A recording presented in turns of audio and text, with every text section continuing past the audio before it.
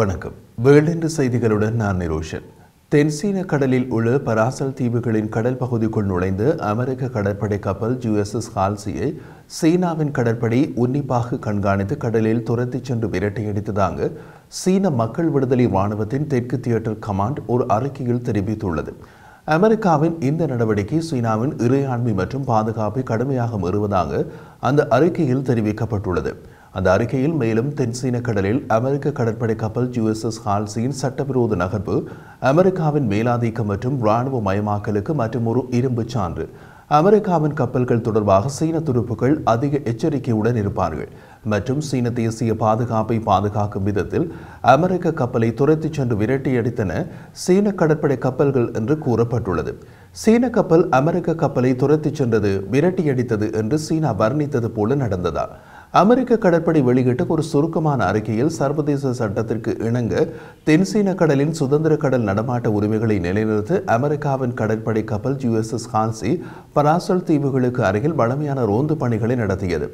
எமது கப்பல் அதன் திட்டமிட்ட செயல்பாட்டுக்கு பின்னர் தென்சீன கடலில் தொடர்ந்து பயணித்தது என்று அந்த அறிக்கையில் கூறப்பட்டுள்ளது. அதாவது அமெரிக்க கப்பல் திட்டமிட்டது போல தன் வழியே சென்றது. அது பராசல் தீவுகளின் கடல் பகுதியை கடந்து சென்றபின் துரத்தி அடித்து விட்டோம் என்று சீனா அறிக்கை விடுகிறது. அமெரிக்க கப்பல் தன் வழியே போகாமல் இடைவெளியில் நங்கூரமிட்டு நிற்கவா முடியும்? சரி, சீன கப்பல் எதுவும் அமெரிக்க கப்பலை துரத்தியதாக தெரியவில்லை. அப்படியானால் எப்படி விரட்டி அடித்திருப்பார்கள்? ஒருவேளை தொலைவில் இருந்து கோஷமிட்டு விரட்டினார்களோ என்னமோ. சீனாவுக்கும் அமெரிக்காவுக்கும் இடையிலான சமீப கால தகராறு மூலோபாய தென்சீன கடலில் அதிகரித்த பதட்டங்களுக்கு மத்தியில் வந்தது. அமெரிக்க நட்பு நாடான பிலிப்பீன்ஸ் தென்சீன கடல் பிராந்தியத்தில் சர்ச்சைக்குரிய தீவு மற்றும் அதனை சுற்றியுள்ள கடல் பகுதி தொடர்பாக பெய்ஜிங்குடன் கசப்பான ராஜதந்திர போரில் சிக்கியுள்ளது. பிலிப்பீன்ஸ், வியட்நாம், இந்தோனேஷியா, மலேசியா மற்றும் புரூனே ஆகிய நாடுகள் உரிமை கோரும் பகுதிகள் உட்பட தென்சீன கடலின் பெரும் பகுதிகளை சீனா உரிமை கொண்டாடுகிறது. பராசல் தீவுகளின் கடல் பகுதியில் பயணித்த அமெரிக்க கடற்படை கப்பல் USS ஹால்சி அதற்கு முன் தாய்வான் நீரிணையில் பயணித்த போதும் சீனா எதிர்ப்பு தெரிவித்தது. தாய்வானின் புதிய ஜனாதிபதி பதவியேற்பதற்கு 2 வாரங்களே உள்ள நிலையில் தாய்வான் நீரிணை வழியாக அமெரிக்க ஏவுகணை தாங்கி கப்பல் USS ஹால்சி கடந்து செல்வதை விமர்சித்தது.